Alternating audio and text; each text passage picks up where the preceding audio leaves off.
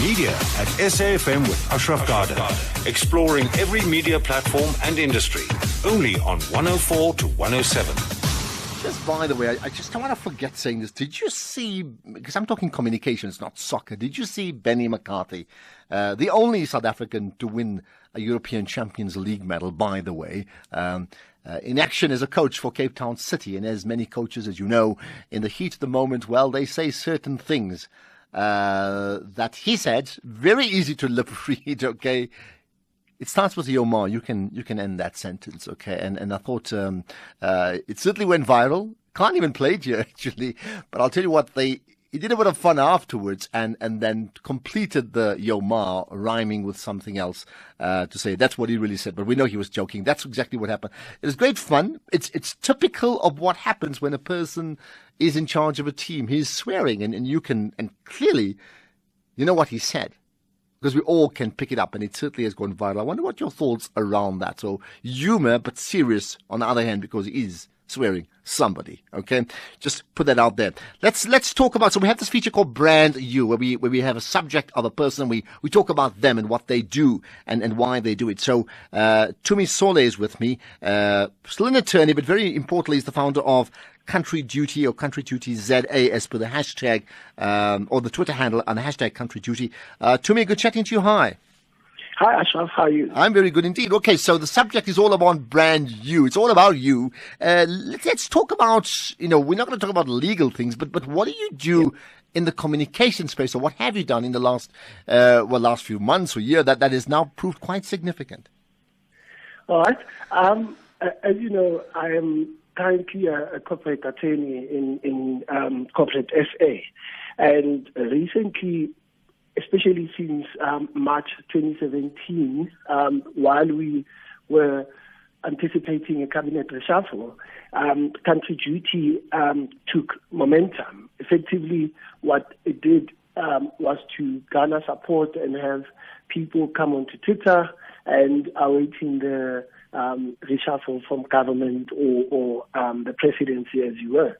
But what essentially it is, it's really a social movement that empowers or gives South Africans a voice to deal with issues both in the public and private sector. And that's in essence what we do. And in terms of the why did you start it? Yes, you did, right? Why did you start it? There was, in my view, always a gap insofar as South Africans in particular raising their voices. It's always been, in my view, together with the team that I work with, the 23 of us, that raising voices has always been limited to emails, to SMSs or hotlines. But what I recently realized when we had a chat with the team is we need to give and empower South Africans to effectively raise their voices, and what other way than doing it on social media. And Twitter has been such a great space, and what it has done, it's effectively, as I said, given people that platform. So how then do you, so what you focus on what? I mean, what type of issues in terms of CountryDuty do you amplify? Sure. So it's a wide range of issues, mainly really dealing with some corrupt activities in government and also in private sector as well. So effectively, we really don't distinguish what's out there that needs attention. We really deal with it and call it out.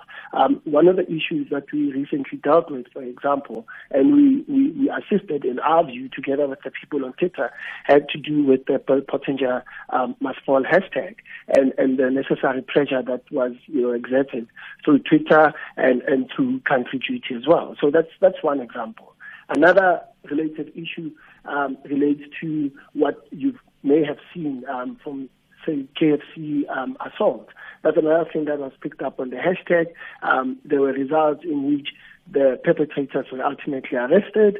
We had other KZN school assault, which also came up on CountryDuty hashtag.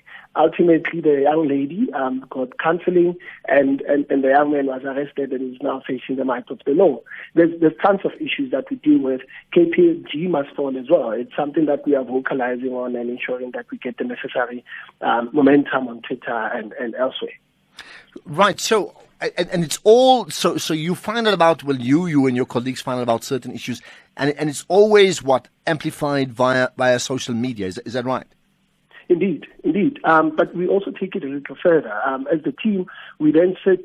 We have communications, we have marketing, we also have legal, where we consider issues, we debate them, and then take a view as to whether is there something that we can then take up, how we ultimately going to find solutions.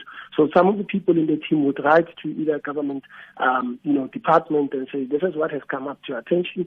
Do you have comment or not? And how do you intend on dealing with it? But what we also do is to, form partnership with other civil society organizations and vocalize some of the issues. How successful have you been? I think we have been quite successful. I mean, if one just takes the Twitter statistics that one could get on their account, I mean, roughly in a month, if I look at the impressions, particularly relating to CountryDuty, that goes at least to 40 million at the very least. And I'll talk about one or two things. There was one hashtag that was started called Not In My Name. What we then did with the team is we got onto that very same hashtag, and we then said to corporate South Africa, what is it that you're doing to provide transport to your employees who work night shifts or who knock a little late? The responses were overwhelming. I mean, most of these corporate entities were called out on Twitter. Some of them actually sent DMs. Some were in communication with us, but we got a positive response, even from the people who raised such issues, saying from now on, we do have transport if we work a late shift and stuff like that. So that's one of many successes. One of those also, if I were to point out, deals with, as I said, the KZN school assault. It was already on the timeline, but the Department of Education in KZN, as far as we know, wasn't really aware of it. But with the momentum on Twitter, they finally came up. We identified the school. Ganiso assisted, who is one of the Twitter followers, who said, I'm happy to go and run and find the school and be of assistance to CountryDuty. How how do you drive it to the point where you get? I mean, we mentioned social media. You get all that right. Just give us an insight into the workings of what you do.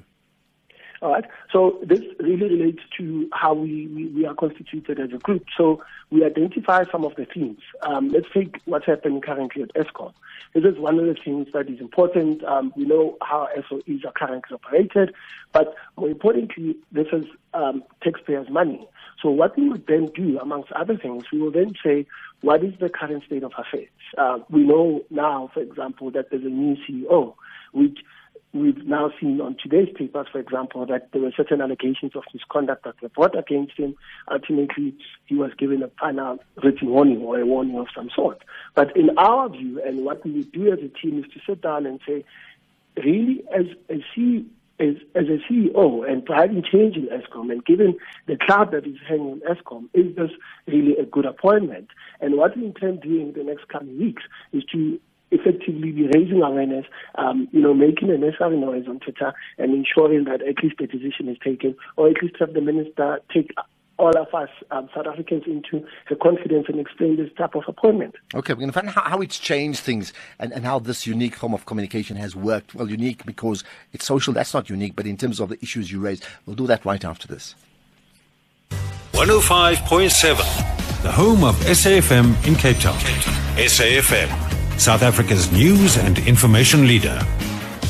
Talking to Tumi Sole from CountryDuty, or CountryDuty Z. I'm looking at the Twitter handle, of course. Tumi, why did you then opt for social media as a means? I mean, you could have marched, you could have toyed, you could have written letters, you could have done different type of lobbying. Why is social media the vehicle? And I think you covered this with some of your the persons that you were interviewing earlier. Social media is such an interesting space. What we've realized is brands or companies or government really take their brands seriously, especially on a social platform.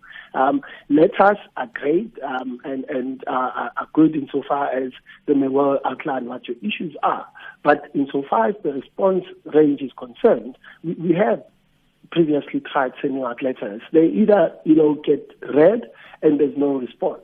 But if you take up an issue, country duty or not country duty on social space, we are most likely to find or get a response.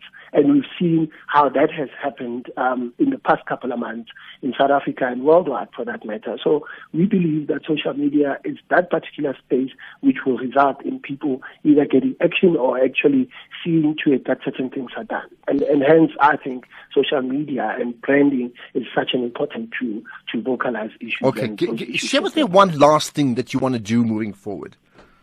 All right. There's just quite a few. One thing that we are also picking up on #CountryDuty is students who are in debt or need financial assistance. We've recently assisted. People have come up and said, I'm happy to assist with fees, for example, but I do not want for my name to be disclosed. So what we would like to do and appeal to people is, insofar as there's such an assistance or request through #CountryDuty, we urge people to come in, contact us using their official account or DM me, and then we'll facilitate that thing. The bigger issue is us effectively remaining vigilant. 2019 elections are approaching. I think South Africans need to equally be clear on who their leaders are going to be. How are we going to take South Africa forward? I think country duty, and more importantly, it's not really about ANC this, ANC that. It's really just getting into it and seeing and ensuring that we do best for South Africa and taking it forward. So the long and short of it, Ashraf, is really this. Let us all unite. Let's give people who don't have voices a voice through social media and country duty, and let us ensure that eventually when we are governed in the next coming elections, it's done properly and there's accountability both in the private and the public sector. Okay, got that. Thanks so much. Fascinating indeed. Tumi, do feel free to tweet some further thoughts about what you've just mentioned to me, Ashraf Garda, to me, Ashraf Garda, as well as SAfm Radio. Do use #MediaShow. We'll certainly share it as well. All right? There we are. Tumi Sole, who's an attorney but also founder of CountryDuty, and check them out, CountryDuty ZA, in terms of what they do, otherwise #CountryDuty. So let's talk about the Nation Brand Forum that took place a few days ago, right after this.